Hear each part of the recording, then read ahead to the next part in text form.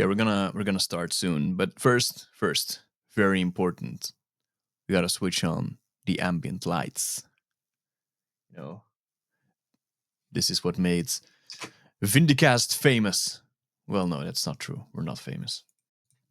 I have a book here with me, and it's called The Judge's Journal from the Adventurer Conqueror King system. It's absolutely beautiful. It has like this faux leather, and listen to this. Oh, fantastic. It's the second edition of Axie, or Imperial Imprint. Um, yeah, it's a beautiful book. It's also super well written. But there is something in this book that I want to talk about today, and let's skip immediately to page 12 because it is on page 12. It's really, he opens the book immediately with a banger, I would say. Page 12. It's not your job to make sure people have fun.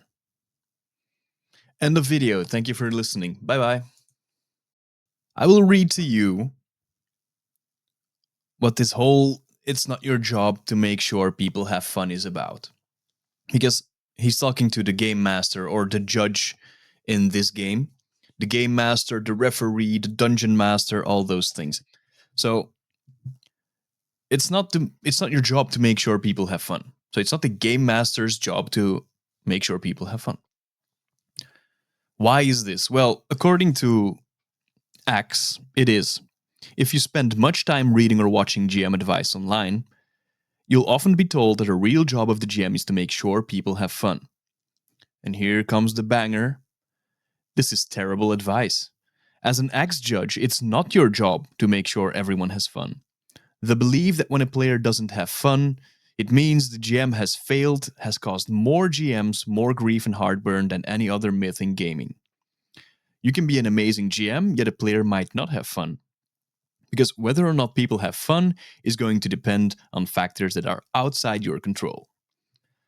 How did their spouse treat them on their way over? How was their day at work? How well do they roll the dice? Do they play the game as well as the other players? You can't control these things, and therefore you shouldn't feel responsible for them. But, nuance. What you should feel responsible for doing is creating an environment in which everyone could have fun.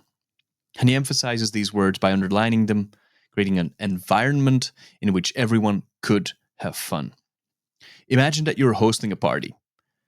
Your job is to provide the right mix of appetizers, drinks, ambience, and crowd so that people can have fun. It's not to act like a clown because Rob had a bad day at work. This is a subtle point, but if you keep it in mind, you'll avoid a lot of self-inflicted doubt and stress about your role. Axe, ladies and gentlemen. So yeah, there is an expectation in the hobby these days that the GM is the entertainer, the therapist, the referee, the rules engine, and your manager. I am the one who sets the table, I control the room, I provide fun, I deliver it at your doorstep. Anyway, I'm not here to blame players either. I'm not here to blame the GM. I want to talk about shared responsibility. Because I am not the one who, well, I am the one who sets the table because it's very often at my table or at a friend's table, then I'm not really the one who sets the table. Anyway, I want to talk about shared responsibility. Because if the GM were responsible for all the fun, they'd need psychic powers. And, well, I don't know about you, but I don't have psychic powers. Once you see it, you can't unsee it. You see it in Reddit posts, you see it in YouTube comments, or in YouTube videos themselves. In GM advice videos even. In social media threads where people are asking, why did my session fail? Or what did I do wrong as a GM? Very often we see these types of questions. And very often the conclusion is the same, like, your GM sucks, or your GM didn't make it fun for you. Your GM should do better. Sometimes it's phrased gently and a little bit more nuanced, but sometimes it's a little bit harsh. But the assumption underneath is very consistent. If people didn't have fun, the responsibility must sit with the person behind the screen. And I don't think that idea came from nowhere, but I do think it deserves a closer look. Because tabletop role playing games are not movies, they aren't stage performances, they aren't curated content, they are social systems. And social systems don't work on single point responsibility. That's not how it works. So today I want to unpack this idea, unravel it, not to defend bad GMs blindly, not to accuse players, but to align expectations with reality. And as always, I do love to hear your take. Drop your thoughts in the comments as we go. Let's go. So, a lot of this expectation comes from how we consume TTRPGs today. And with consuming it, I mean how we look for information, where we look for information when we want to be entertained. We look for things online, on YouTube, for example. We watch actual plays, live streams, highly edited campaigns, shows with music and pacing and professional performers. So in that space, the GM is functionally an entertainer. But not only the GM, by the way, the players at that table are entertainers as well. They all will control timing and they steer scenes and they smooth over awkwardness. And they edit out downtime, especially in podcasts. But here's the problem. We subconsciously project that model on our home tables. Not everyone, I don't want to, again, don't want to attack everyone here, but I think we subconsciously think that this is something our table should do or should match. And suddenly, this normal session with pauses and bad rolls and tired players and an uneven energy gets judged against something that was never meant to be that real. This is the same thing that happens with Instagram versus real life, cooking shows versus actual cooking, fitness influencers versus real training. I think we see so many of these things repeat. It also happens in our hobby. We compare a curated product to a lived experience, and it will always be different. And then we blame the person who is closest to the steering wheel. And in tabletop RPGs, that person is the GM. There are many things a GM has absolutely no control over. And you don't control the dice, for example. This matters more than people think. There's actual research in game studies showing that randomness creates variance in emotional outcomes, meaning even the same setup can feel wildly different from night to night. If a big climactic scene falls flat because everyone misses and the boss crit fails and tension roll fizzles, that's not bad facilitation. That's just the design of the game. There is randomness in TTRPGs that's just unavoidable. It's a probability thing doing what probability does.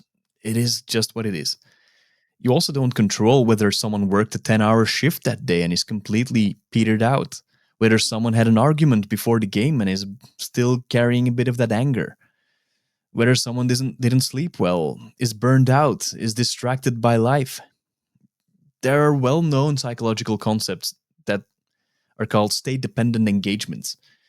People's ability to focus and enjoy things depend heavily on their mental state before they arrive. And no GM prep will ever fix that. If someone comes in emotionally drained, the session will feel quieter. If there is a player who's usually very flamboyant and active, and that day isn't, well, the whole table will feel that. And that's not failure, that's just humanity. That's just the way we are. One thing I notice online is how vague the phrase, the session wasn't fun, really is. Because the sentence can mean many different things. I was tired. I didn't feel socially connected tonight. The dice hated me.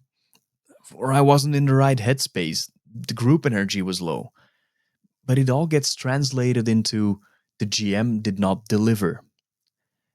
And that's a classical attribution error, a psychological tendency where we blame a visible authoritative figure for outcomes caused by multiple invisible factors. It happens in workplaces, it happens in classrooms, it happens in sports teams, it happens all the time, everywhere. And it absolutely happens at game tables. So yeah, fun is a group phenomenon. It's not a service. So there's something facilitators learn very quickly. I learned that at my job. When a teacher or a workshop leader, I run a lot of workshops, or team coaches, well, you cannot manufacture engagement. That's impossible. You can provide a good structure for it. You can invite it. You can support it. You can remove obstacles for people to, well, you can break the ice and all that stuff. But engagement only exists if people participate. There needs to be a response to the energy that you're giving. And at a table, at a role playing table, that looks like reacting to scenes, listening actively, not only to the GM, but also to each other, building on other players' ideas, staying present and in the moment, and contributing this energy. And a group where players do this will elevate even very average material. I once wrote a one shot in maybe 20 minutes, half an hour before I had to go to a session. But because I knew that I knew the people very well, very good friends, because I knew who they were individually, I was able to manufacture something quickly, very simple, but that I knew that they would be, yeah, would be easy for them to engage with it. And a group where players can do that, or if you don't know them very well, or yeah, then if they don't bring this energy, then even brilliant prep can fall flat. You can bring masks of Nyarlathotep,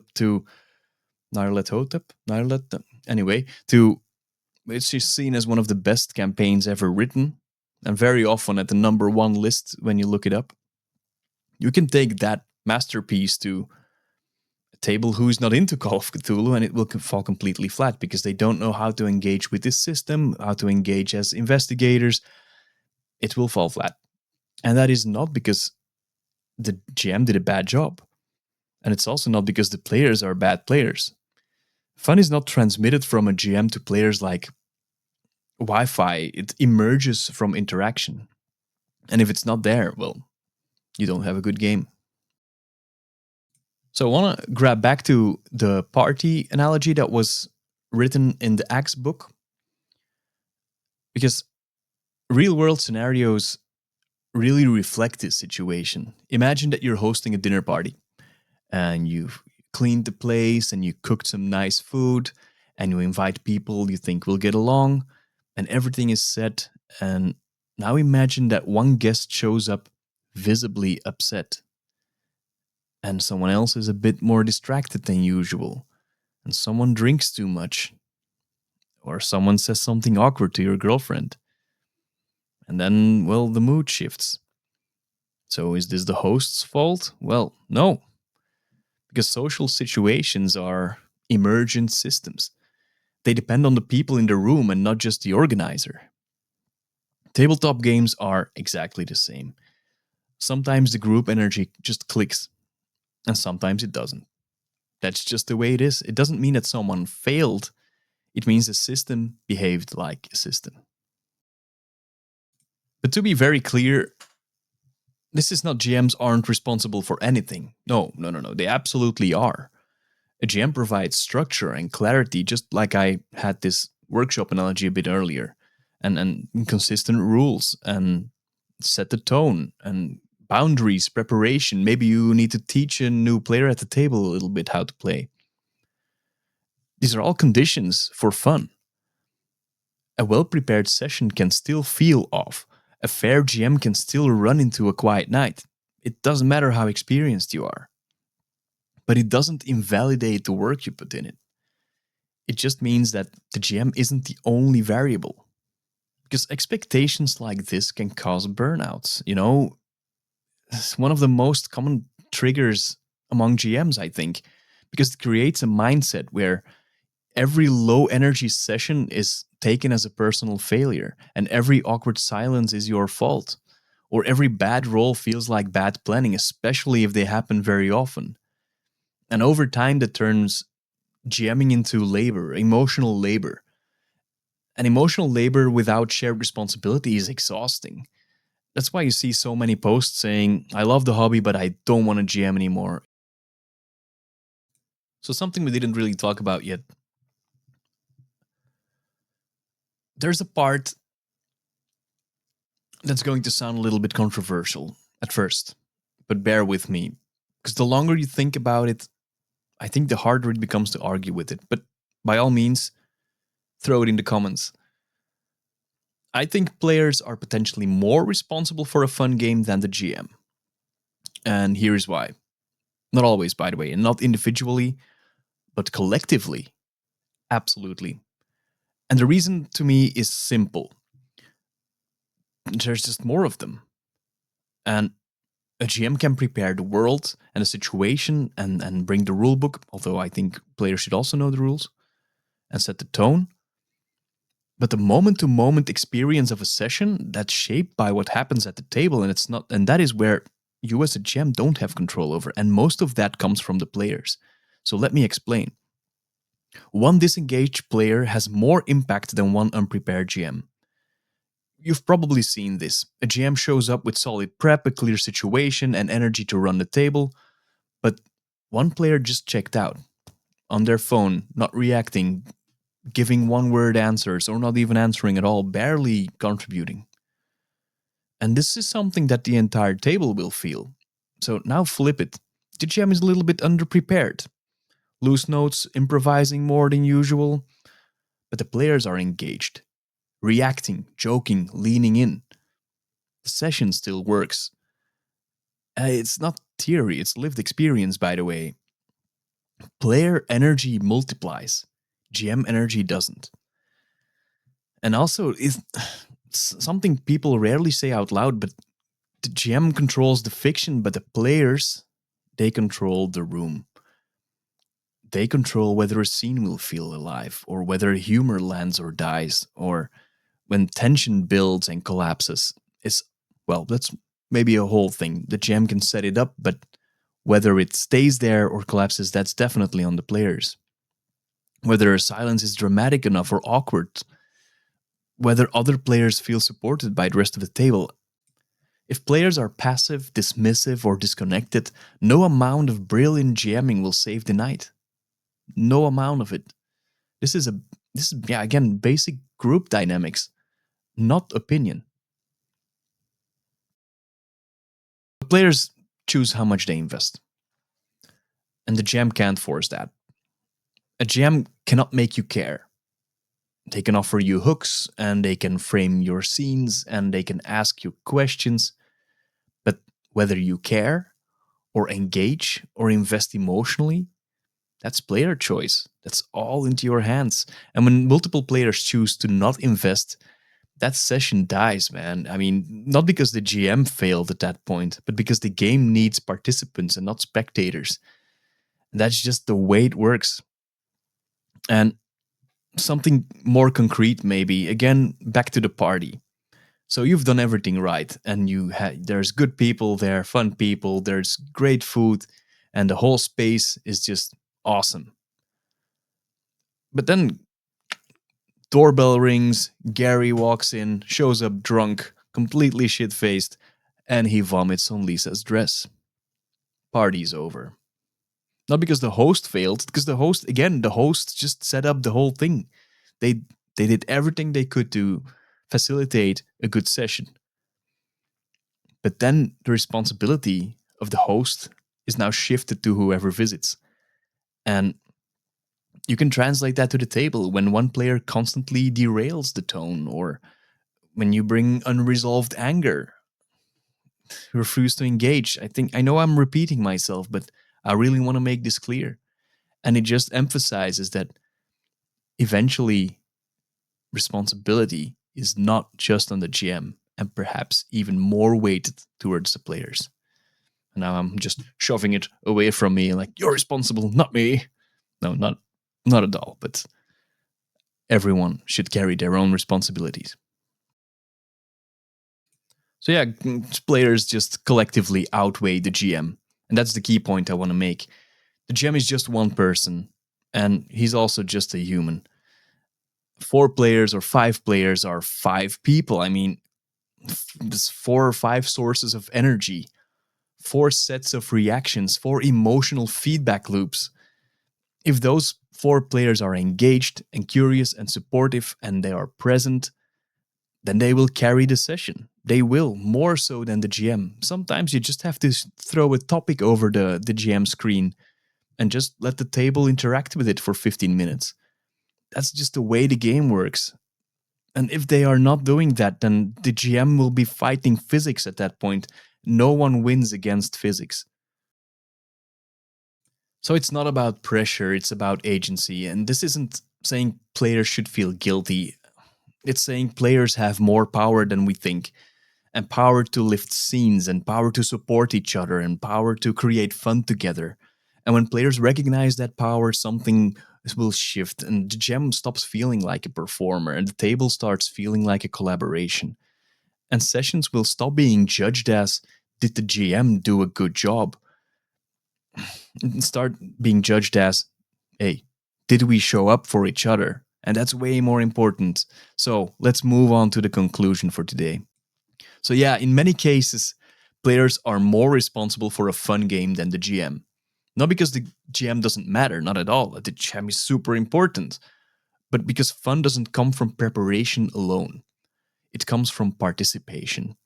And once a table understands that, games get lighter, they get healthier and better for everyone involved. And sometimes that means you need to make your group maybe a little bit smaller. Sometimes it means you need to cut someone out. If it means to, not because you hate that person or whatever, but to preserve a good group dynamic. And maybe that person that you decided to not fit that group fits perfectly well in something else. So I'll end here, not blaming anyone.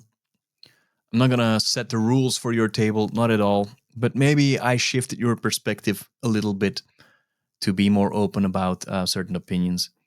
The GM matters, absolutely, but the players together shape the experience just as much, and very often even more.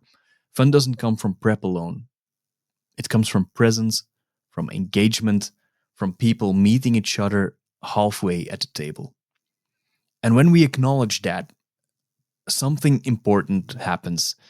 Pressure will be relieved from the GM, and responsibility will spread out, and the game becomes what it was always meant to be, a shared experience and not a performance. I am genuinely curious what you think about this topic. Do you agree? Yes? No? Have you felt this at your table?